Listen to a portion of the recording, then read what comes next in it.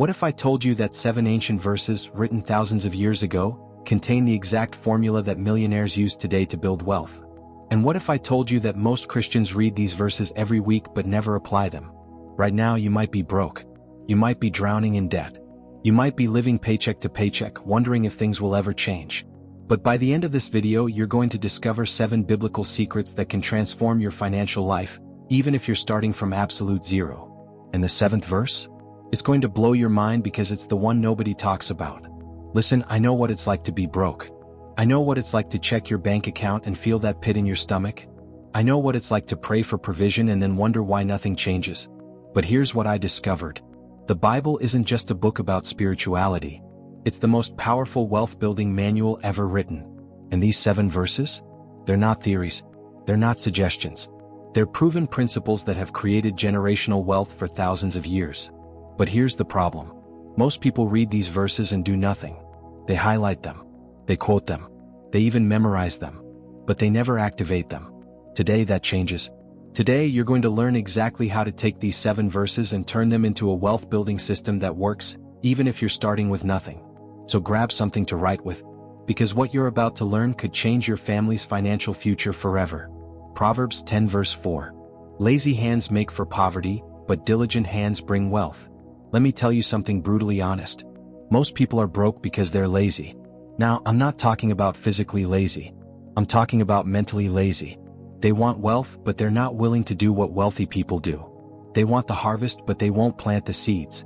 They want the results, but they refuse to put in the work. But this verse gives you the solution. Diligent hands bring wealth. Not lucky hands. Not talented hands. Diligent hands. And here's what most people miss. Diligence isn't just about working hard. It's about working smart. It's about showing up every single day even when you don't feel like it. It's about continuous improvement. It's about mastering your craft. You know what separates people who stay broke from people who build wealth? It's not intelligence. It's not connections. It's not even talent. It's consistency. Wealthy people do what broke people refuse to do. They wake up early. They work when others sleep. They improve when others stay stagnant. So here's your first action step. Pick one skill that will directly increase your income. Maybe it's sales. Maybe it's a trade. Maybe it's digital marketing. Whatever it is, commit to improving that skill 30 minutes every single day for the next 90 days. Watch what happens to your income when you become the most diligent person in your field. Proverbs 13 verse 11. Dishonest money dwindles away, but whoever gathers money little by little makes it grow. This verse just destroyed the entire get-rich-quick industry. Because here's what God is saying. Fast money doesn't last. Schemes don't work. Shortcuts lead to poverty. But slow, steady, consistent accumulation? That builds real wealth. Think about it. Every lottery winner who goes broke. Every athlete who makes millions and loses it all. Every person who inherits wealth and wastes it. They all ignored this principle. They got money fast, but they never learned how to build it little by little. But the people who retire wealthy? They understood this verse. They saved a little every month. They invested consistently. They built their wealth slowly, brick by brick, dollar by dollar. And after 20, 30, 40 years? They're millionaires. Here's what this means for you practically. Stop looking for the big break. Stop waiting for the lottery. Stop chasing schemes and shortcuts. Instead, start building wealth little by little. Save 10% of every dollar you make. Invest it consistently. Don't touch it. Let it compound. Because compound interest is the closest thing to a miracle you'll ever see in finance. If you're starting from zero, here's what you do. Save your first $100. Then save your next 100. Then your next. Don't stop until you have 1,000. Then keep going until you have 10,000. It might take a year. It might take 3 years. But I promise you, when you hit that number, you'll feel something shift inside you. You'll realize you're not broke anymore. You're a wealth builder. Malachi 3 verse 10. Bring the whole tithe into the storehouse, that there may be food in my house. Test me in this, says the Lord Almighty, and see if I will not throw open the floodgates of heaven and pour out so much blessing that there will not be room enough to store it. This is the only verse in the entire Bible where God says, test me. Try me. See if I'm lying. And you know why? Because tithing works. It's not about the money. It's about the trust. When you give God the first 10% of your income, you're making a declaration. You're saying, God, I trust you more than I trust this money. I believe you can do more with my 90% than I can do with my 100%. And here's what happens when you tithe.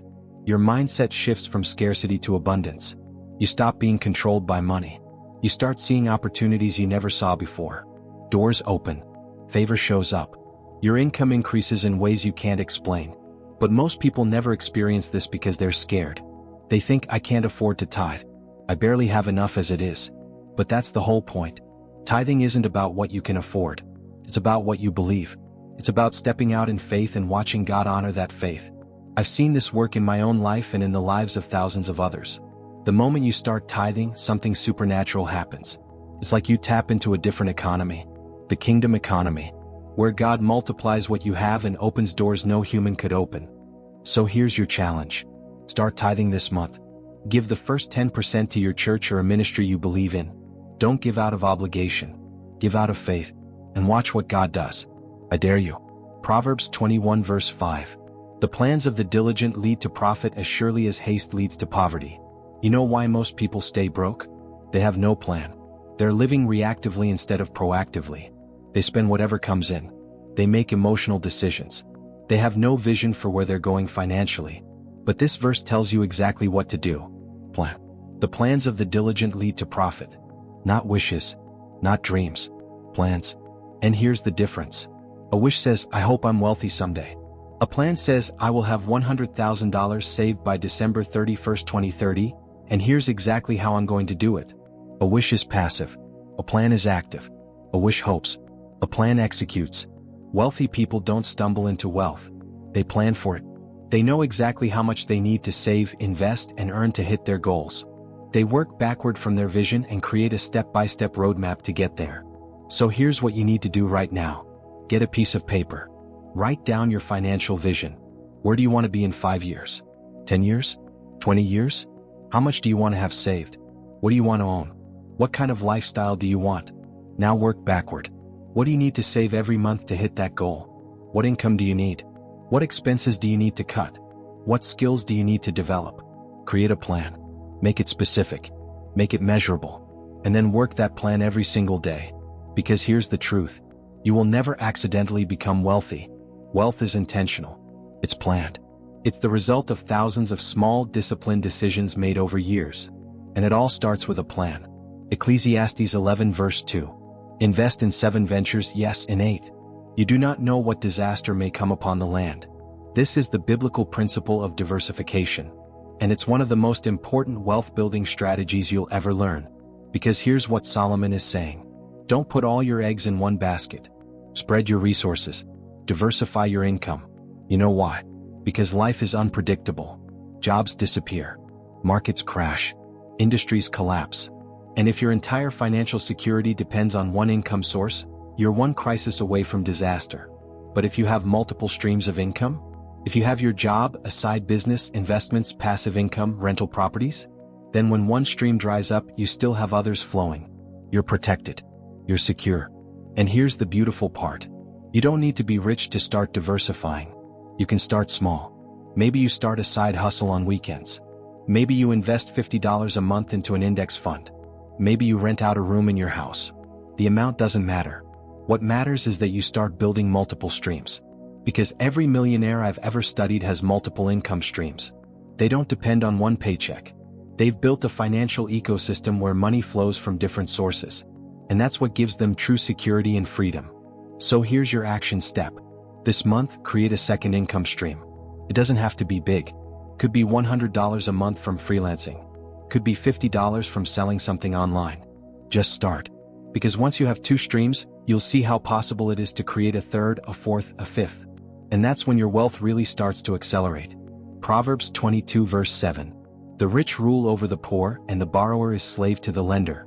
This verse is uncomfortable because it's painfully true. Debt is slavery. And most people are enslaved without even realizing it. They think a car payment is normal. They think credit card debt is manageable. They think a 30-year mortgage is just part of life. But every dollar you owe is a dollar of your future that's already been sold. It's a chain around your financial freedom. And until you break free from debt, you'll never build real wealth. Here's what wealthy people understand. Debt steals your most valuable resource, time. Because when you're in debt, you're not working for yourself. You're working to pay back someone else. Your income isn't yours.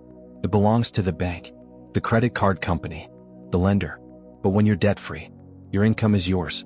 You can save it, invest it, give it, use it to build the life you actually want. That's freedom. So here's what you need to do. Make a commitment today. No more debt. Cut up the credit cards. Stop borrowing. And if you're already in debt, make a plan to get out as fast as possible. List every debt you have, smallest to largest. Attack the smallest one first with everything you've got. Pay minimum on the others. Once the smallest is gone, take that payment and attack the next one. This is called the debt snowball, and it works because it gives you quick wins that keep you motivated. And here's the truth. Getting out of debt might be the hardest thing you ever do financially. But it's also the most liberating. Because once you're free, you'll never want to go back. You'll protect your freedom like your life depends on it. Because in a way it does. And this is the one nobody talks about. Luke 6 verse 38. Give and it will be given to you. A good measure, pressed down, shaken together and running over, will be poured into your lap. For with the measure you use, it will be measured to you. This is the verse that breaks all the rules of conventional finance. Because the world says hoard your money. Protect it. Keep it for yourself. But Jesus says the opposite. Give it away. And when you do, it will come back to you multiplied. Now, I'm not talking about some prosperity gospel nonsense where you give to get. I'm talking about a spiritual principle that actually works in the real world. Generous people are wealthy people. Not because they're trying to manipulate God, but because generosity changes you. It rewires your brain from scarcity to abundance. When you give generously, even when you don't have much, you're declaring something powerful. You're saying, I'm not controlled by money. I trust that there's always enough. I believe in abundance, not lack. And that mindset? That's what attracts wealth. Because wealthy people think abundantly. They see opportunities where others see obstacles. They see possibilities where others see limitations. And it all starts with generosity. So here's your final challenge. This month, give something away. Maybe it's money. Maybe it's time. Maybe it's a skill. But give generously. Give more than feels comfortable. Give until it stretches your faith. And watch what happens. Because I promise you, you cannot outgive God. The more you give, the more you'll receive. Not always in money, but in opportunities, in favor, in blessings you never saw coming. That's the kingdom economy. And it works. So there you have it. 7 Bible verses that will make you rich, even if you're starting from zero. Let me recap them quickly. 1. Be diligent. 2. Build wealth little by little. 3. Tithe and trust God. 4. Create a plan. 5. Diversify your income. 6. Get out of debt. 7. Give generously. These aren't just nice ideas. These are proven principles that have created wealth for thousands of years. But here's the thing. Knowing these verses won't make you rich. Applying them will. So here's what I need you to do right now. Pick one verse. Just one. And commit to applying it for the next 30 days. Write it down. Put it somewhere you'll see it every day. And take action on it. Then come back to the comments and tell me which verse you chose. Write this. I'm applying verse number blank, and I'm believing God for breakthrough. Make that declaration. Activate your faith. And if this video helped you, do me a favor. Share it with someone who needs to hear this. Subscribe to Biblical Wealth Code. Turn on notifications. Because we're just getting started. You've got the code now. The Biblical Wealth Code. Now go execute it. God bless you, and I'll see you in the next video.